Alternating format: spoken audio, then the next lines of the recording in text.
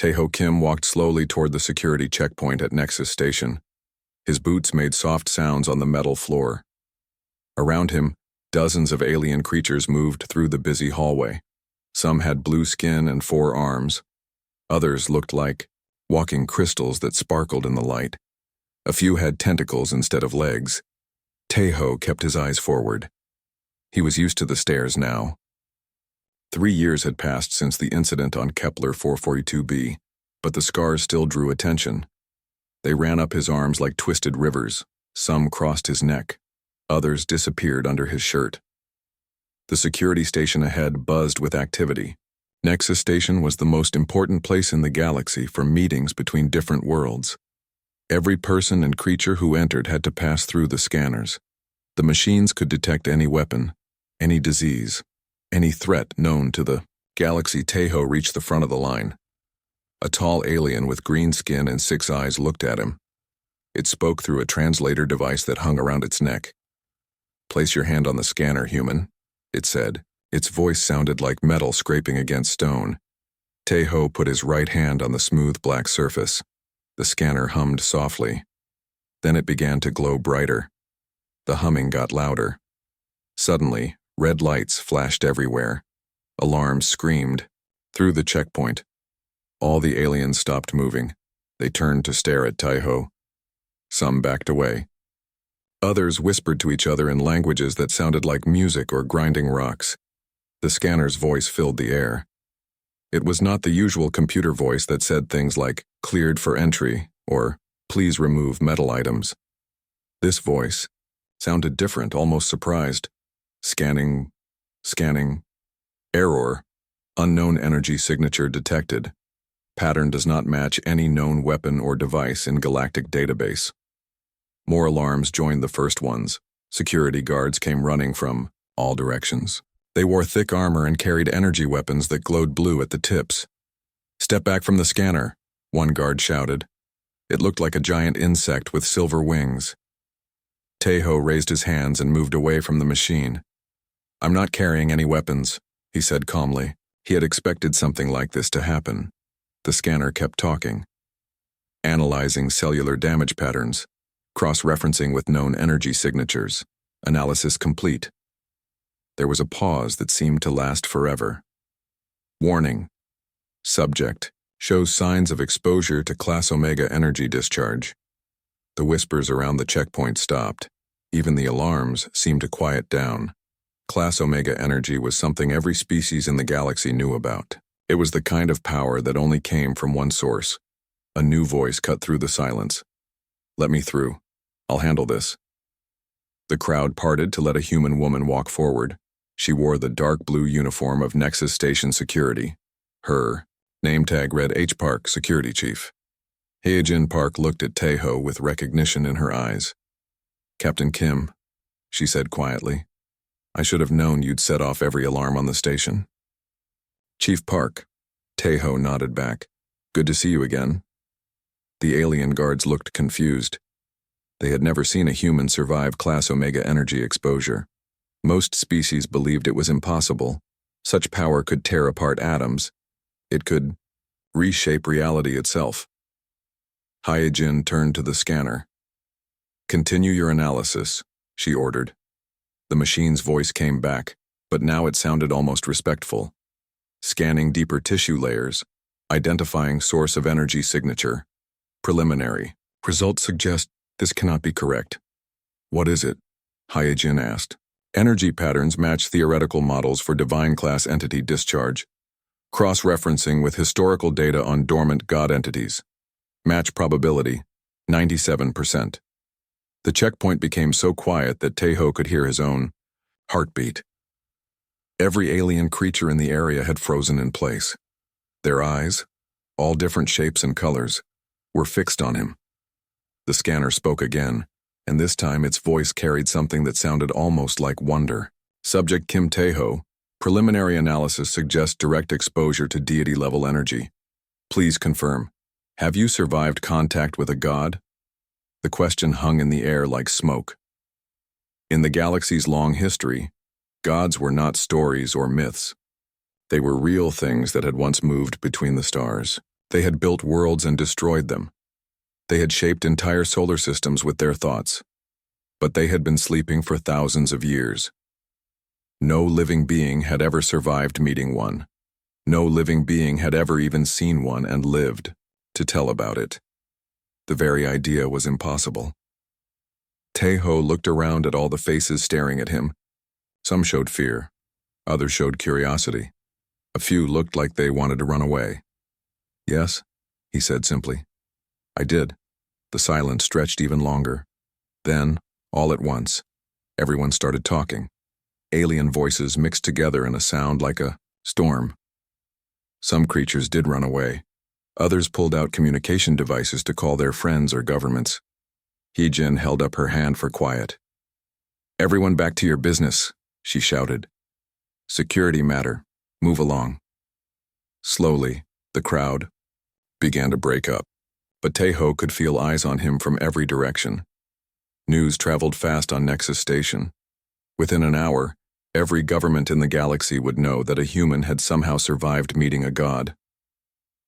"We need to talk," Heejin said quietly. She looked at the scanner. "Transfer all data to secure storage, mark it classified at the highest level." "Understood, Chief Park," the machine replied.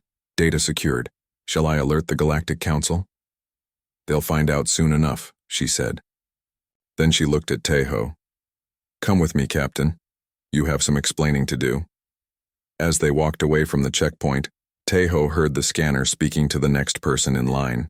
Its voice had returned to the normal bored computer tone. But he caught one last comment, spoken so quietly that only his enhanced hearing could pick it up.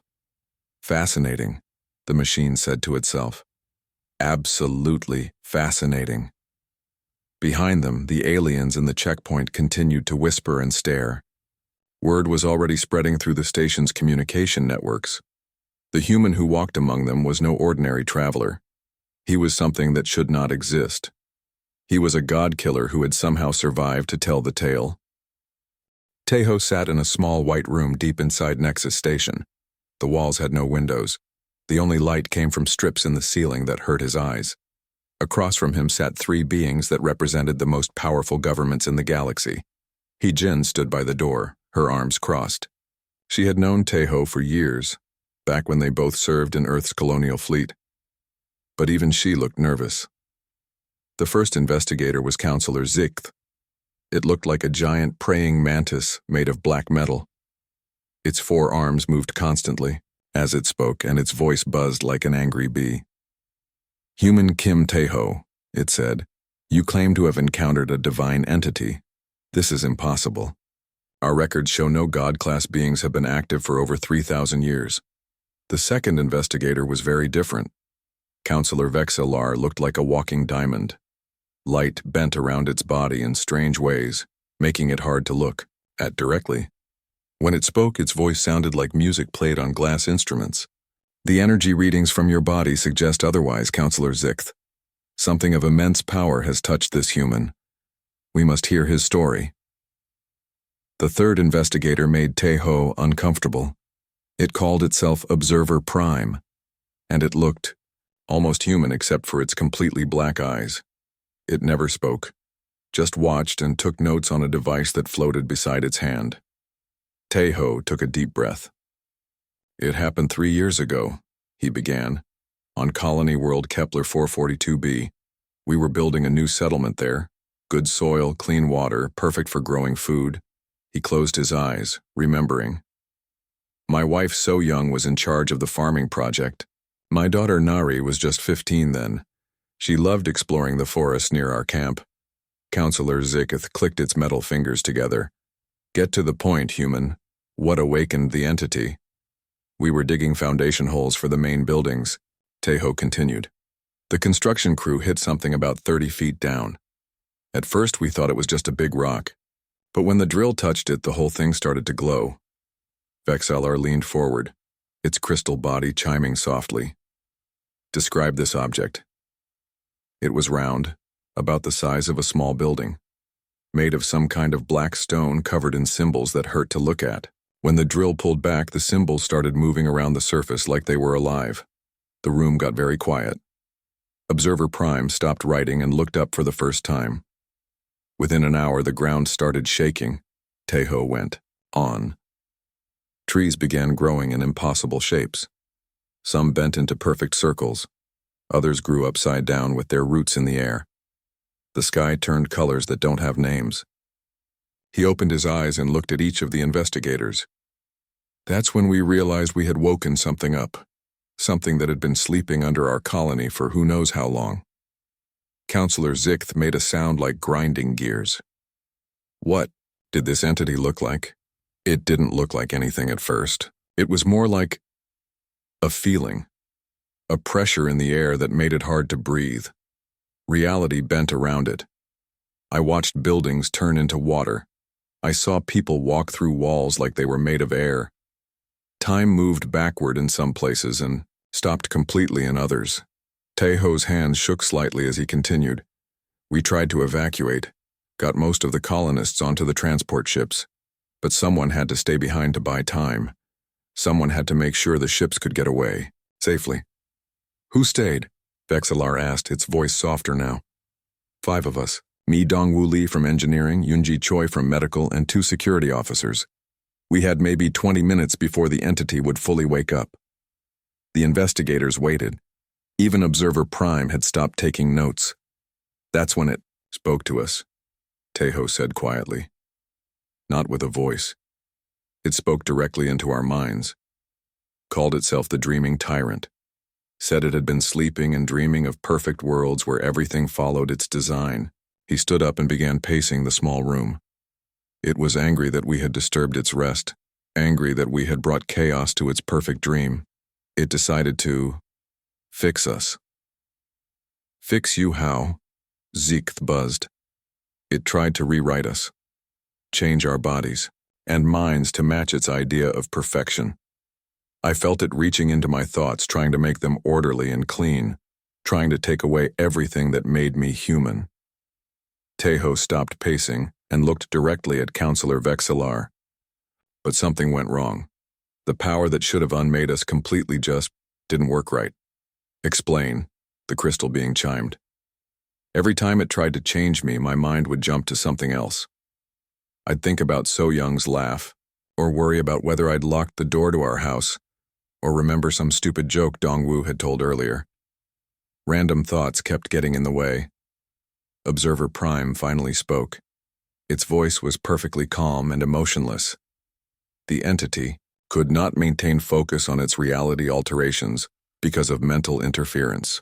That's right, Tejo nodded. It got frustrated, started using more and more power, trying to force us to change. But the harder it pushed, the more our minds fought back with random, messy human thoughts. He pulled up his sleeve to show the twisted scars on his arm. These marks are where its power touched me. Each one is a place where it tried to rewrite reality but couldn't quite finish the job. Counselor Zikth leaned back in its chair. What happened to the entity? It exhausted itself trying to make sense of us. After about an hour of this, it just stopped. The dreaming tyrant went back to sleep, but not before telling us that humans were broken in a way it had never encountered before. The room fell silent again. The 3 investigators looked at each other with expressions that Tejo couldn't read. Finally, Vexillar spoke. You are saying that human mental patterns naturally resist divine reality manipulation? I'm saying that when a god tried to make me perfect, my brain was too messy to let it happen, Tejo replied. Maybe that's the same thing.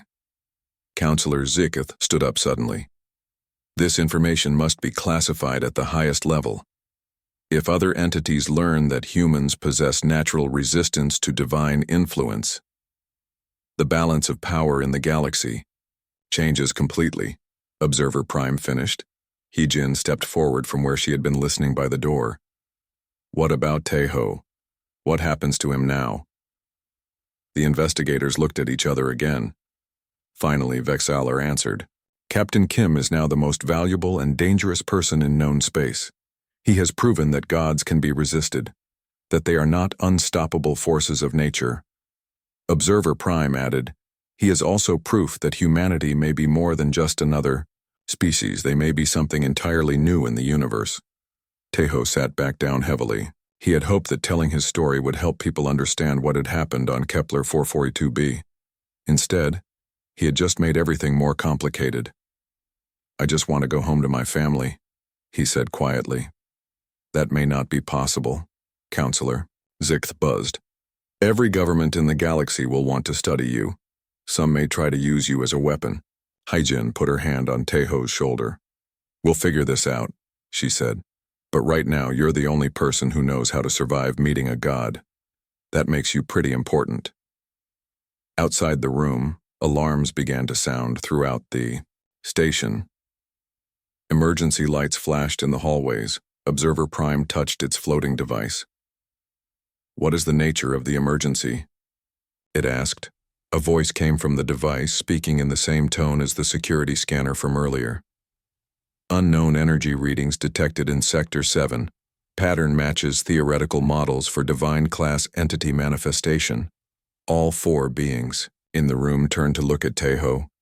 "It seems," Vexillar said quietly, "that your god may not be as deeply asleep as you thought." Dr. Minho Yoon adjusted his scanner for the 5th time that morning. The human scientist worked in the deepest research lab on Nexus Station, surrounded by equipment that most people couldn't even name. He had been studying Tejo's scars for 3 days now, and what he found made no sense. "The cellular damage goes deeper than we thought," Minho said to his research team. Around him, 3 other scientists watched data flow across their screens. "These aren't just burns or cuts, the very structure of his atoms has been changed." Dr. Kyung-Mi Han, a specialist in energy patterns, pointed at her screen. "Look at this. The scars pulse with their own energy. It's like they're still fighting against something, even after 3 years." Tejo sat patiently on the examination table. He wore a simple white shirt that had been cut to expose the twisted marks running up his arms and across his chest. Each scar looked different from the others. Some were straight lines, others curved in spiral patterns. A few formed shapes that seemed to move when you looked at them directly. "Does it hurt?" asked Dr. Jiwon Park, the team's specialist in alien biology. "Not exactly hurt," Tejo replied. "Sometimes they feel warm, sometimes they itch. It's like they're trying to remember something." Minho walked over with a small device that hummed softly. "I'm going to scan your brain activity while you think about what happened on Kepler 442b.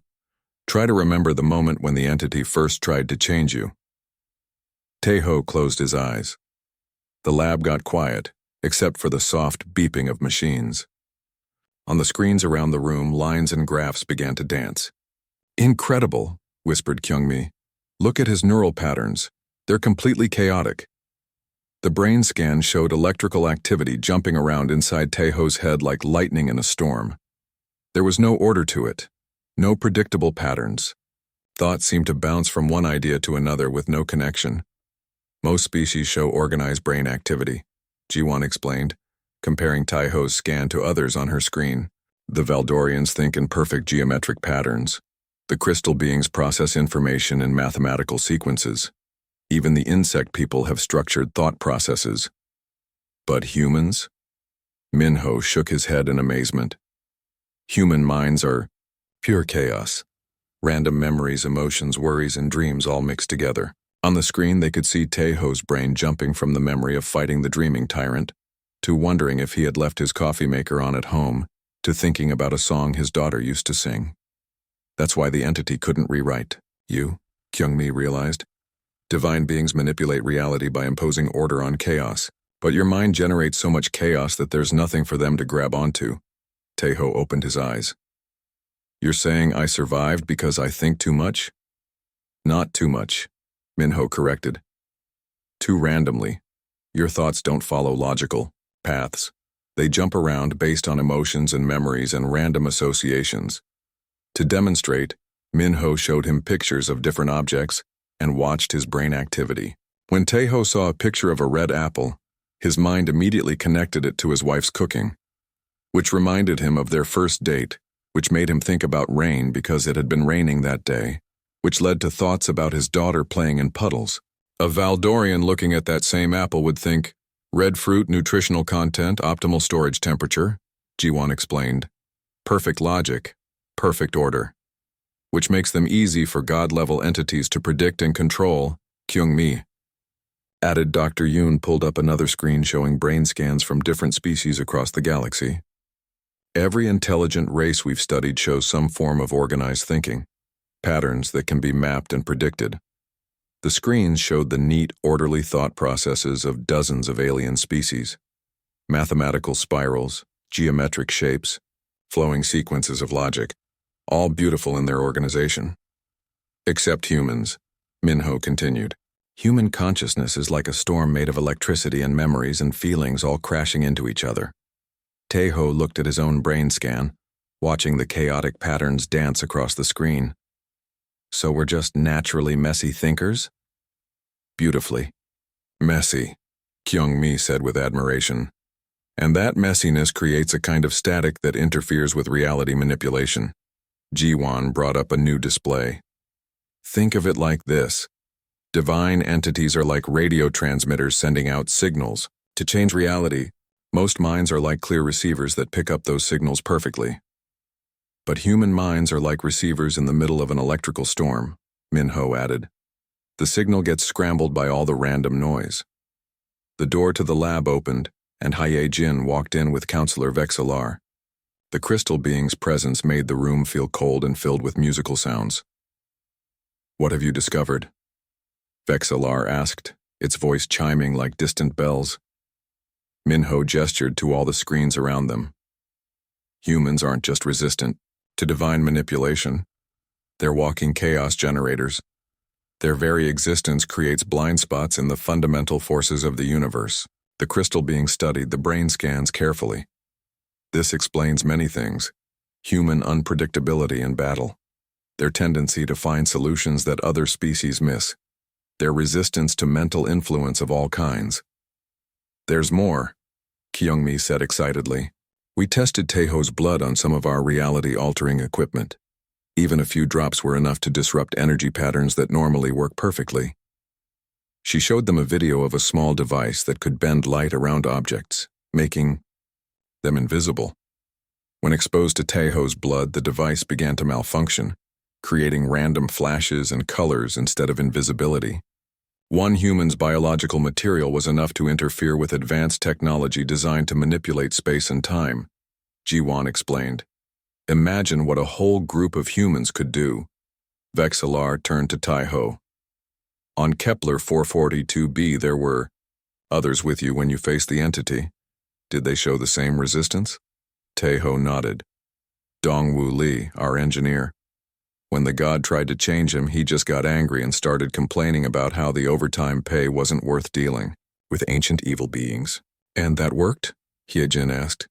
His constant grumbling seemed to annoy the entity, like it couldn't focus on rewriting reality while listening to him rant about unfair work schedules. Minho laughed. Perfect. A human's ability to complain actually disrupted a god's concentration. What about the others? Vexillar pressed. Yoonji Choi, our medic, spent the whole time worrying about her mother back on Earth. She kept thinking about whether her mom was taking her medicine and if someone was checking on her cat. Kyung-mi smiled. Maternal worry as a defense against divine power. That's wonderfully human. The entity got more and more frustrated, Taeho continued. It expected us to think in straight lines, to focus on survival or fear. Instead, we were worried about ordinary things. Work problems, family concerns, random memories. The ultimate defense against cosmic horror, Jiwon realized. Thinking about everyday life. Vexillar's crystal body pulsed with different colors. This changes everything we know about the balance of power in the universe. If humans can naturally resist divine influence, then humanity isn't just another species joining galactic civilization, Hyejin finished. There's something completely new. Minho looked at all the data on his screens. We need to test this theory. Find other humans who have encountered unusual energy patterns or reality-altering phenomena. I can help with that, Taeho offered. There are other survivors from Kepler 442b scattered around the galaxy, and I've heard stories from human colonies about strange encounters that don't match any known alien species. Do it, Vexillar ordered. But carefully.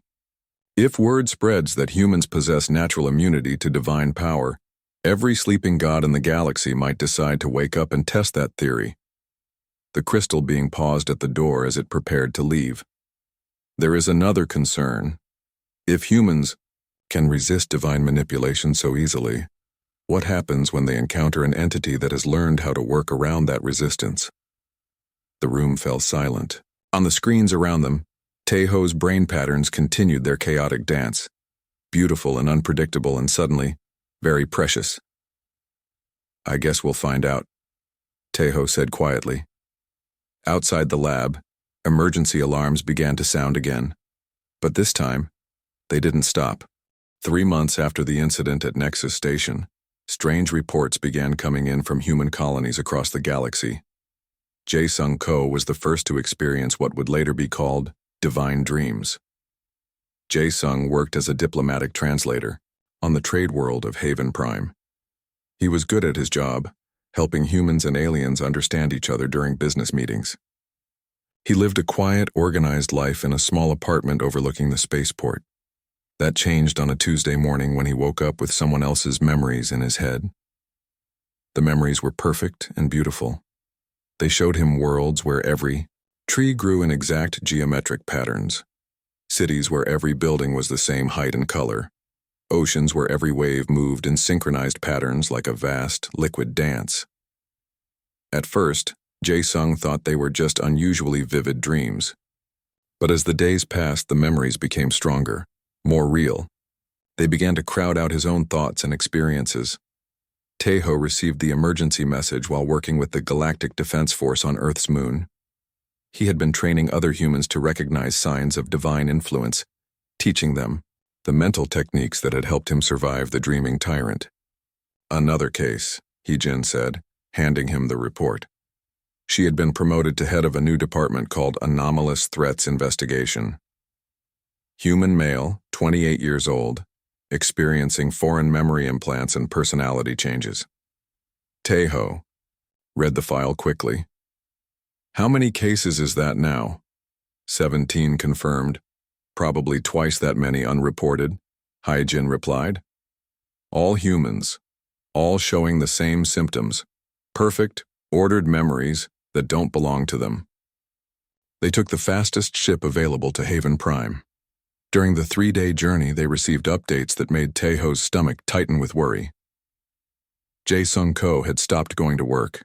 He spent all day arranging objects in his apartment according to mathematical patterns that hurt to look at. He had thrown away all his personal photos and replaced them with perfect geometric shapes drawn on white paper. When his neighbors tried to talk to him, Jae-Sung spoke in a calm, emotionless voice about the beauty of absolute order. He had stopped eating irregular foods like fruit and bread, surviving only on nutrition blocks that were perfectly square and identical. The entity is learning, Tejo realized as he read the reports. It's trying a different approach. Instead of forcing humans to change through direct power, the dreaming tyrant was offering them something they thought they wanted: peace, order, and freedom from the chaos of human emotion. They found Jae-Sung in his apartment, sitting perfectly still in the center of a room where every object had been arranged in precise patterns. Books lined up by size and color, furniture positioned according to mathematical ratios. Even the dust had been organized into neat piles. "Hello," Jae-Sung said, without turning around. "I have been expecting you, Captain Kim." His voice was calm and pleasant, but it sent chills down Tejo's spine. There was no emotion in it at all. No personality. It sounded like a well-programmed computer trying to sound human. "Jae-Sung," Tejo said carefully. "Do you remember who you are?" "I am Jae-Sung Ko, age 28, diplomatic translator," came the reply. "But those details are not important. What matters is the pattern, the perfect design that eliminates chaos and suffering." Hyejin moved closer, her scanner beeping softly as it read the energy patterns in the room. "Tejo," she whispered, "the readings here are off the charts. Whatever did this is still active." Jae-Sung finally turned around, and they saw what the entity had done to him. His eyes were completely calm, showing no trace of fear or worry, or joy. His face was perfectly relaxed like a statue of a sleeping person. "The dreaming tyrant has shown me truth," he said. "Human chaos is not strength. It is error. Randomness is not beautiful. It is waste." "That's not you talking," Tae-ho said. "That's the God using you." "The God is teaching," Jae-sung corrected. "It has learned from your resistance, Captain Kim. Instead of forcing change, it offers choice. I chose order over chaos, peace over the storm of human emotion." Hee-jin's scanner started beeping faster. "Tae-ho, we need to go, now. The energy readings are spiking." But Jae-sung raised his hand and suddenly the air in the room felt thick and heavy. Moving became difficult, like walking through invisible mud. "You cannot leave yet," Jae-sung said, still in that terrifyingly calm voice. "The dreaming tyrant wishes to speak with you directly." The walls of the apartment began to shimmer and change. Perfect geometric patterns appeared on every surface. The random, messy human life that Jae-sung had lived was being erased and replaced with mathematical beauty. Then the voice came, not through Jae-sung's mouth but directly into their minds. It was vast and ancient and patient as the movement of galaxies. "Captain Kim," the dreaming tyrant said, "you interest me. You and your chaotic species have shown me that my previous methods were crude." Tae-ho felt the god's attention pressing against his thoughts like a weight, but this time it wasn't trying to rewrite him. It was studying him. "What do you want?" Tae-ho asked out loud. "To understand, to learn, to find a way past your species' natural resistance to order." The voice carried amusement. "You see, Captain, Kim, chaos is not truly random. It follows patterns even if those patterns are too complex for most minds to grasp." Images flashed through Tae-ho's head. He saw human colonies where people had stopped laughing, families sitting around dinner tables in perfect silence, children playing games with rigid rules that never changed. "I am not destroying human chaos," the entity explained. "I am organizing it, teaching your species to find peace in predictability, order in logic." "You're turning them into robots," Hye-jin said, struggling against the thick air.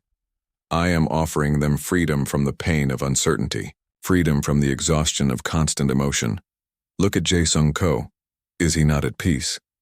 It was true. Jae-sung looked more relaxed than any human Tae-ho had ever seen. No worry lines on his face, no tension in his shoulders, no fear or anger, or sadness in his eyes, but also no joy, no excitement, no love. "That's not peace," Tae-ho realized. "That's death. You're killing the parts of us that make us human." "I am improving you," the entity corrected. "Removing the flaws in your design. Soon all humans will think as clearly as Jae-sung Ko. Your chaotic resistance will become ordered cooperation." More images flooded Tae-ho's mind. He saw the god's plan spreading like a virus from human colony to human colony. Each infected population becoming perfectly calm, perfectly organized, perfectly predictable. And once humans lost their natural chaos, they would lose their immunity to divine manipulation. "You're not trying to destroy us," Tae-ho said with growing horror. "You're trying to domesticate us." "An interesting way to phrase it," the dreaming tyrant agreed. "But accurate. Humans will become my servants, but willing ones. They will thank me for the peace I bring them." The thick air in the room suddenly lifted. Jae-sung collapsed to the floor, unconscious but breathing. The geometric patterns on the walls faded back to normal apartment decoration. "I release this one as a gift," the entity said, "a demonstration of my power and my mercy. But the process has already begun, Captain Kim. In 17 colonies, humans are learning to choose order over chaos." "We'll stop you," Hye-jin said, helping the unconscious Jae-sung to a chair. "With what?" the god asked, its voice fading. "Your chaotic thoughts, your random emotions. I am learning to work around those. Soon, I will have a template for ordered human consciousness. And once I do, spreading it will be simple." The voice disappeared entirely, leaving them in the sudden silence of a normal apartment. On the floor, Jae-sung stirred and opened his eyes. "Where am I?" he asked, looking around in confusion. "What happened to my stuff? Why is everything so neat?" Taeho knelt beside him. "What's the last thing you remember?" "I was getting ready for work. Tuesday morning. I had a meeting with some Valdorian traders about grain exports." Jae-sung tried to stand up and wobbled. "But that was... How long ago was that?" 2 weeks, Ye-jin said gently. They helped Jae-sung pack a few personal items and took him to the medical station. The doctors confirmed what Taeho already knew. The man had no memory of the past 2 weeks. Whatever the dreaming tyrant had done to him, it had completely taken over his consciousness during that time. 17 colonies, Hyejin said as they left the medical center. "How many humans is that?" Taeho did the math in his head. "Maybe 500,000 people, and that's just the beginning." They stood on the observation deck of Haven Prime spaceport, watching ships come and go from dozens of worlds. Somewhere out there, the dreaming tyrant was spreading its influence, one human mind at a time. "We need to warn Earth," Hyejin said. "Get the colonies to quarantine anyone showing signs of personality change." "That won't be enough," Taeho replied. "The god isn't just infecting random people, it's learning from each one, getting better at mimicking human thought patterns." He thought about Jae-sung's perfectly calm face and emotionless voice. "It's building a virus that attacks the human mind, and once it perfects that virus, it won't need to convert us one at a time." "What are you saying?" "I'm saying we need to go back to where this all started, back to Kepler 442b. Taeho turned away from the viewport. "I need to face that thing again, and this time I'm not going alone." The deep space research vessel Indomitable hung in orbit around Kepler 442b, like a metal spider against the stars. Taeho stood in the cargo bay, watching his unusual team prepare for what might be the strangest mission in human history.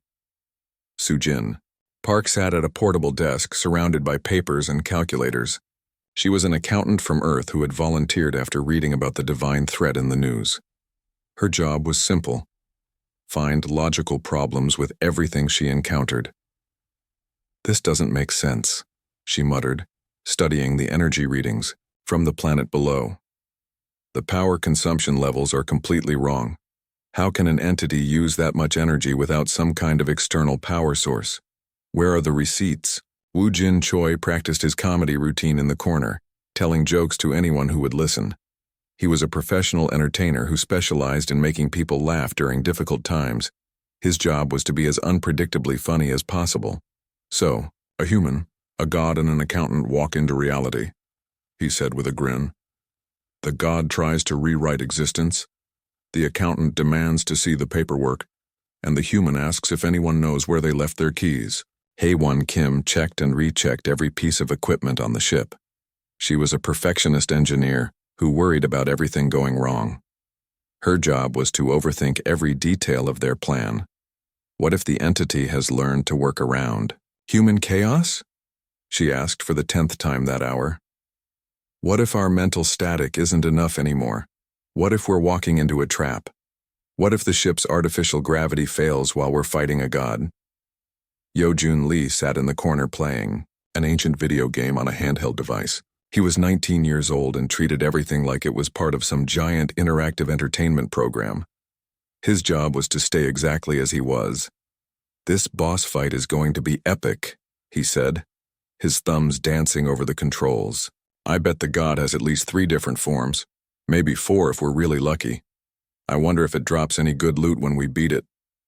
Taeho looked at his team and wondered if he had made a terrible mistake. These weren't soldiers or scientists or heroes. They were just ordinary humans being themselves as loudly and chaotically as possible. But that was exactly what they needed. Dr. Min-ho Yoon finished setting up his monitoring equipment. "Remember," he told the team over the ship's communication system, "your job is not to fight the entity directly. Your job is to be so completely, randomly human that its reality-altering abilities can't get a solid grip on you." The ship shuddered as it entered the planet's atmosphere. Through the windows, they could see the surface of Kepler 442b. It looked different than it had 3 years ago. The twisted trees had been straightened into perfect rows. The chaotically flowing rivers had been redirected into geometric channels. Even, from orbit, the planet looked organized. Calm. Dead.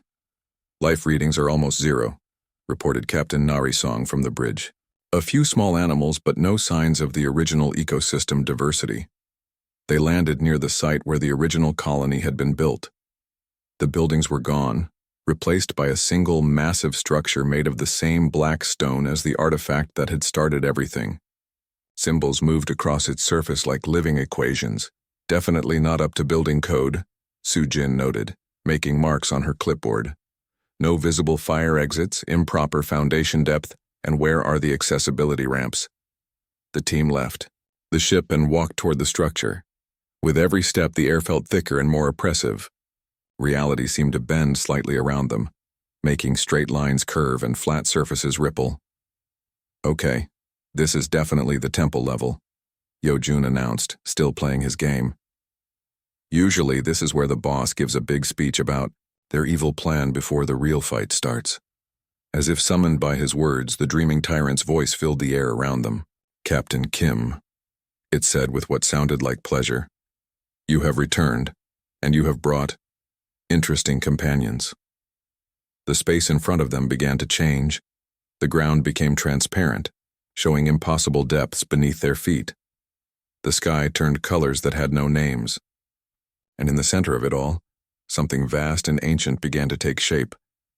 The dreaming tyrant appeared not as a single creature but as a living piece of perfect mathematical reality.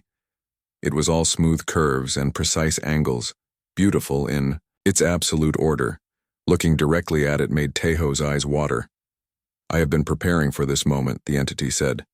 Studying your species through the minds I have touched, I believe I now understand how to work around your chaotic resistance. Good for you, Wujin interrupted. But before we start the whole cosmic battle thing, I have to ask, what's the deal with gods and their dramatic entrances? I mean, couldn't you just appear like a normal person? Maybe knock on the door? The god paused as if it had never been interrupted before. What? It's just that the whole reality-bending appearance thing seems like a lot of effort, Wujin continued. Are you trying to compensate for something? Low self-esteem, maybe? Tejo felt the entity's confusion through his scars. This was not how cosmic confrontations were supposed to go. You mock that which you do not understand, the dreaming tyrant said, trying to regain its composure. Actually, I mock things I understand perfectly well too, Wujin replied cheerfully. Equal opportunity comedy. Very progressive of me. While the god was distracted, Heiwan began circling the area and taking notes. This whole setup is highly inefficient, she announced. Why build a temple when a simple communication array would work better, and the energy distribution patterns are completely unbalanced? What happens if there's a power surge? Do you have backup systems? I am eternal, the entity said, now sounding annoyed. I require no backup systems. That's what they all say until something goes wrong, Heiwan replied. What's your disaster recovery plan? What if someone trips over a power cable? What if there's an earthquake? Sujin looked up from her calculations. Speaking of power consumption, I'm getting some serious red flags here. The energy expenditure for maintaining this reality distortion field is astronomical. How are you paying for this? Do you have proper documentation? Have you filed the appropriate tax forms? The dreaming tyrant's perfect form flickered slightly. Tax forms? Well, sure, Sujin said, pushing her glasses up her nose. You can't just use unlimited cosmic power without proper paperwork. That's how you get audited by the universe. Very messy process, lots of forms to fill out. Yojun looked up from his game for the first time since they had landed. Oh wow, you really do look like a final boss. Are you going to power up now? Because usually at this point the boss gets bigger and more dramatic and starts attacking, in patterns you can memorize. The god's form shifted, becoming larger and more imposing. Energy crackled around it in geometric patterns. Yes, Yojun cheered. Form 2. I knew it. Okay, everyone, watch out for the area-effect attacks. They usually come in waves of 3. Right on cue, the dreaming tyrant sent waves of reality-altering energy at them. But instead of running or fighting back, the humans just kept being themselves. Sujin held up her clipboard to deflect an energy blast. "Excuse me, but do you have a permit for these reality alterations? Because I'm pretty sure this violates several safety codes." Woojin ducked under a beam of pure order and called out, "Hey, your cosmic powers are showing. Might want to adjust your universal constants there, buddy." Haewon worried out loud about the structural integrity of the space around them. What if one of these energy blasts hits a load-bearing dimension? What if we accidentally break causality? What if time starts running backward and we all forget how to breathe? Yeojun treated each attack like a level in his video game, calling out strategies and critiquing the god's technique. Okay, that was definitely a charging attack. You can tell because the energy built up for 3 seconds first. Very predictable pattern. A beginner could dodge that. The more the humans chattered and worried and joked and overthought everything, the more frustrated the entity became.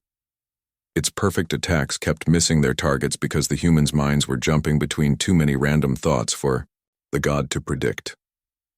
Taeho watched in amazement as his chaotic team did exactly what they had trained for. They weren't fighting the dreaming tyrant with weapons or power. They were fighting it with the most human thing of all, being completely unapologetically themselves. "This is impossible," the god said, its voice cracking with strain.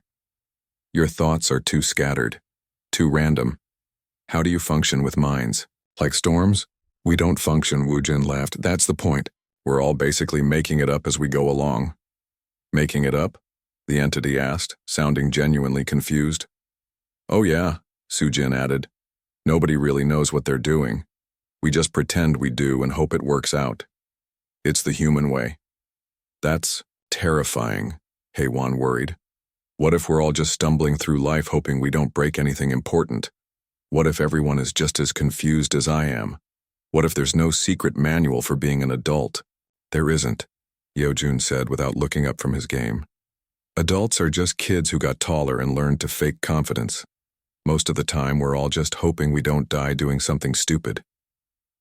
The dreaming tyrant's perfect form began to collapse in on itself.